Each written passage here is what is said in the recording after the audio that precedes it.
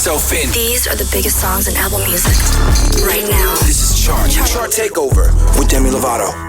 Beats One. Hey, Amber Grease here out of Beats One LA, and this is The Chart. So this hour, Demi Lovato is taking over, and she's going to be hanging out with me. We're going to be counting back the 20 biggest songs from around the world. Also talking about your new album, Tell Me You Love Me. That hits Apple Music on September 29th. And one of the tracks, Sorry Not Sorry, the minute you dropped it, it's already been hanging out here inside the top 20. Like, you gave your fans that new music, and they've been holding on to it. Oh, that's awesome. So I know they're going to be excited that we're going to be talking about the album and who you've worked with and tracks that are on their way to come before the project even drops at the end of the month. Yeah. Chart Takeover with Demi Lovato. Beats One. So let's just dive in and talk about new music that you're coming out with, which is fantastic. Sorry Not Sorry has already been on the chart. And now here we are with Tell Me You Love Me. I feel like it's almost like a little bit of a rebirth in a way. I feel like every album is a rebirth in a bit of a way. It's a new chapter in my life, and I'm going more soulful with my music, more R&B pop. Oh yeah, I heard that you were inspired by like the 90s R&B. Like how did that transpire of listening to maybe an artist or something and really feeling that that's what you want to kind of transcend in the studio? I was listening to a bunch of music, and I grew up listening to some Motown. Obviously, I'm a 90s kid, so growing up in the 90s, listening to 90s R&B. And I listened to a lot of hip-hop and rap outside of working. So I kind of just pulled from all of it, and I listened to a lot of artists too today. Kehlani was an artist that I was listening to, and I was like, wow, I really love her sound. There's something about it that really makes me want to sing. And that's what I wanted to do on this album, was sing a lot. So like, she inspired me for sure. I actually saw on her social that you had mentioned her in an interview, and she went crazy. She was like, Queen, slay. Yeah, she's so cool. She's such a rad girl, and I think that she's so talented, and so she's an inspiration. She's awesome. Demi Lovato's been hanging out with me here on the chart as we count back the 20 biggest songs on Apple Music and talk about your upcoming album, Tell Me You Love Me. It hits Apple Music on September 29th. So I heard about the title track for the album, that you love the song so much that that's why you decided to name it that. Why was that one so special for you? That song was so special for me because over the past year and a half, I've gone through a lot, some of which was a breakup that I went through. And Tell Me You Love Me is a song that I really related to when I first heard for the first time, because sometimes you just want that feeling of being told that you're loved. And sometimes you feel like you're not anybody without somebody, you know? And when I heard that song, I related to it. And I fell in love with the soul in it, you know, just everything. And so I wanted to make sure that I made that song the title track. Chart Takeover with Demi Lovato. A song that is essentially, I would say, like summer song of 2017, because it's just so massive, is Luis Fonsi and Justin Bieber and Daddy Yankee's remix to Despacito. I mean, I think it is the most streamed song, if I'm right, ever. I definitely love that song. When I heard it for the first time, I was like, oh, this is a smash. I heard it for the first time, and I thought it was really cool that Bieber did, you know, a song in Spanish, because it was something that was so different that we haven't heard him do. And I thought that was really cool. It's Cardi B's Bodak Yellow. Yes. I know you have a special connection to that one because everybody sees you singing it online, which is fantastic. I love when musicians really get down about like other artists and their tracks that are out. Like, there's just something so fun about that. What draws you in about Cardi B? I was in the gym and Bodak Yellow came on, and like, there's not a lot of songs that I hear in the gym that will really get me going. Like, there's songs that'll get me going for sure, but like, this was different. And I was like, oh, this song is special. I was like, who is this? And someone was like, Cardi B. And I was like, I don't know who Cardi B is, but this song goes hard and I'm into it. So ever since then, like, it gets stuck in my head and I rap it all the time, and people around me are always like laughing at me because I turn into a totally different person when I rap to Bodak Yellow. And then it's another thing to really do a documentary and like dive deep. Well, my documentary, I talk a lot about my life today and where I'm at and how I've gotten to this place. So, you know, you've heard a lot of my story about my sobriety and my recovery and how I've gone through stuff and how I've overcome it. But now it's like, okay, well, what am I doing today in my life that I'm learning from? And you get to see my life today, my friends, my family, what it's like being a single 25-year-old woman, learning to live on her own.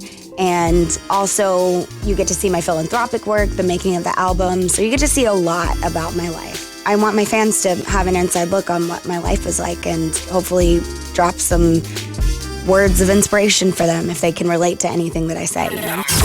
This is Chart. Chart Takeover with Demi Lovato. Demi Lovato's here hanging out in studio with me. We're counting back the biggest songs today on the chart and talking about her upcoming album, Tell Me You Love Me, which you can pre-order right now on iTunes. Another track and an artist who hadn't released an album in 4 years, I believe, is Kesha. So she just came out with Rainbow, and the track Praying has been here on the top 20 tracks. Yeah, so whenever I saw that song was on the top 20, I wanted to make sure that I talked about it because I just have so much respect for her as a person and an artist. And I just think that what she did was she turned an incredibly difficult situation into such a beautiful, inspiring song. And it takes a lot of character for somebody to write a song about someone that, you know, they aren't in favor of, but make it a positive song. And I think she's very special. She's very, very talented. And the note that she hits in that song is crazy high. I don't know how she does it, but I just have so much respect for her. This is a Chart Takeover with Demi Lovato. Also very exciting that recently happened. You did the national anthem for the Mayweather and McGregor fight, which is so funny because the fight was so hyped up, but then so was Demi Lovato going to sing the national anthem. I don't know if you know this, but there was a bet you could place in Vegas. Yes. Yeah. On my cleavage. No, I wasn't even going to say, but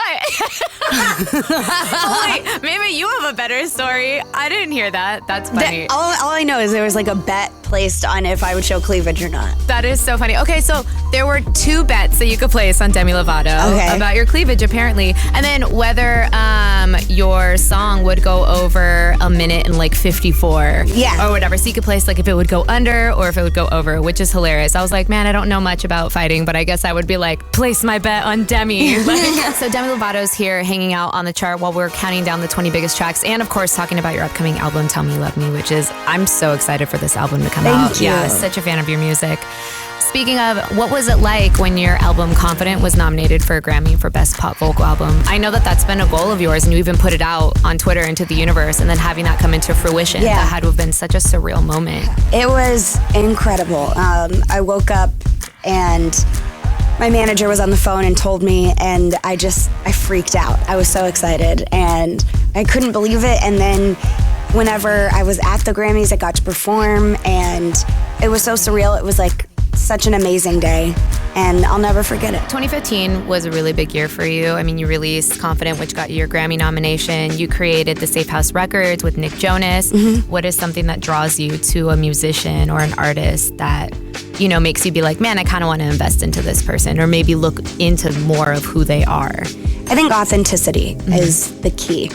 If you are yourself, and I believe in you as an artist because of the music that you're making and how real it is to you as a person, that makes me believe in you. And that's, I think, what is key is authenticity, is because you can't fool the world anymore. You can't pretend that you can sing when you can't. You know, you can't lip sync. You can't be a type of artist where you say one thing and then do another. You know, you have to be 1,000% transparent. And so authenticity is key when I'm looking for new artists. This is a Chart Takeover with Demi Lovato. Another artist who's really having a moment right now, I mean, he's been in the business, but I feel like 2017 has been a breakout year, is French Montana. I remember I had a house party one night and he came over, French did, and we put on his song and he taught me the unforgettable dance. He was like, yeah, you just gotta put a little bounce into it. And so here I am like hopping around my kitchen looking like an idiot, but I had fun doing it, so it was fun. But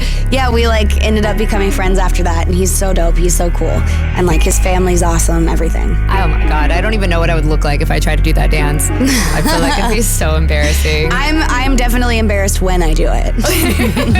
Demi Lovato. Beats One. There used to be a bunch of genres that people had to fall in line, right? Like you'd be an artist and you'd be like, okay, am I a pop artist? Am I a hip hop artist? Or do I live in the dance lane? There's these blurred lines that are happening right now where an artist is able to just go into the studio and just make the music that they want. Yeah, I think that we're like at a really cool time in our lives where you don't have to lock down your identity into one genre of music. You can do whatever you want. And it's not like back in the day when you released a single, it had to be so strategic. You know, now you can release a single on whatever platform that you want to, but it can live for a couple days before you release another one, or it can live for 6 months. You know, you don't know. You just go with it. It's really cool that you don't have to wait to put out an album to release a single. Sorry Not Sorry. Yes. Music video. Was that just pure madness? Yeah, it was so much fun. It was like, it literally was the funnest video that I've ever shot. I invited several friends from out of state even. I flew them out and they stayed with me. And then I had friends that were here in LA and they all came to the music video. It felt like Christmas. It was like, all right, today's the day we're shooting the video for your new single. Like, all of your friends are here. You have some cool guest star cameos in there. And so it was just so much fun. What else can we expect from the upcoming project as far as lanes and routes that you're taking? Well, you can expect a bunch of different stuff. There's some like more acoustic-y type R&B stuff on my album. There's I did a song with DJ Mustard.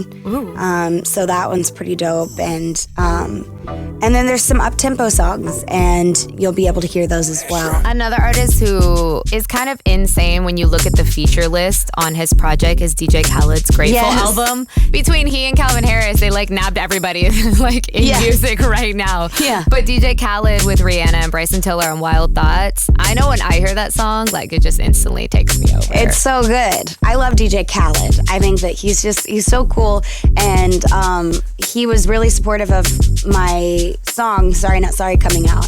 So then we got in touch over like Instagram, and then I was like, hey, if you ever need a babysitter, like let me know because I really want to babysit your kid. And he's like, I'll definitely let you know, so hopefully I'll be DJ Khaled's babysitter. Yeah. He's so cute, and he's like the most productive baby in the entire universe. You know, I met Conor McGregor's baby, which is like the second coolest baby. Yeah, fair. Baby Assad is like, you can't get cooler than him. Yeah. But I was like, oh my God, Baby Assad and little baby McGregor need to hang out. And I need to babysit both of them at the same time. They have like a little baby gang. Yeah. Just like I mean, Baby Assad is the executive producer of his dad's album. So you've been doing all of these things, right? Working on your new album, and then I just saw that you got your blue belt in jiu-jitsu. Yeah. What doesn't she have time for? I fill up I'm kind of a workaholic. So if I have free time, I fill it up. And I love Brazilian Jiu-Jitsu. It's very, very, very strategic. So every time that I train, I am constantly thinking of what attack do I want to do at the same time, what do I need to defend?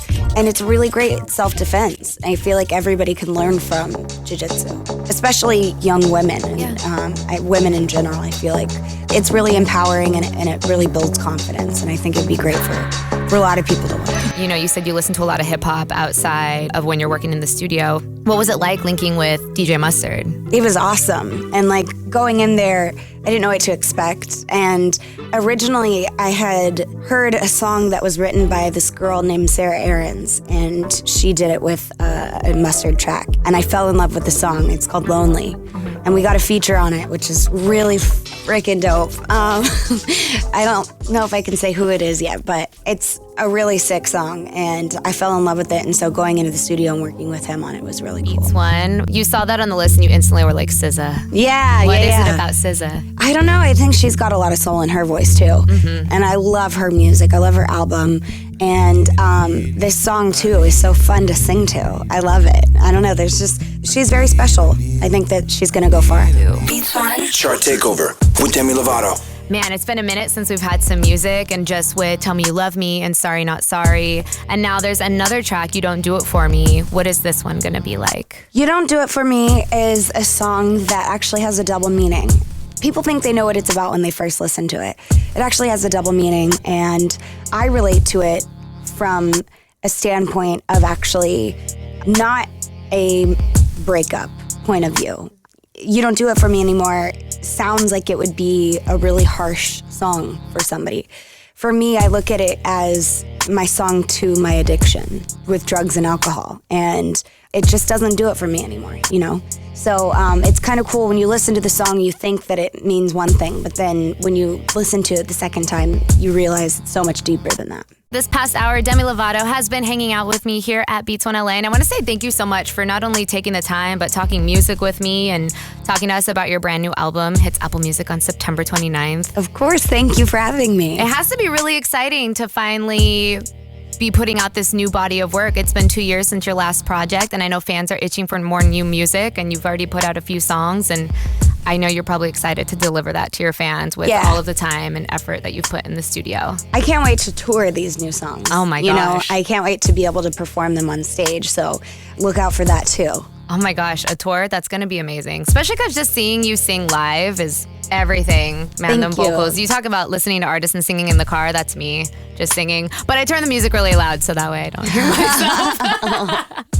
But seriously, Demi, thank you so much for coming by and hanging out at Beats 1. Thank you.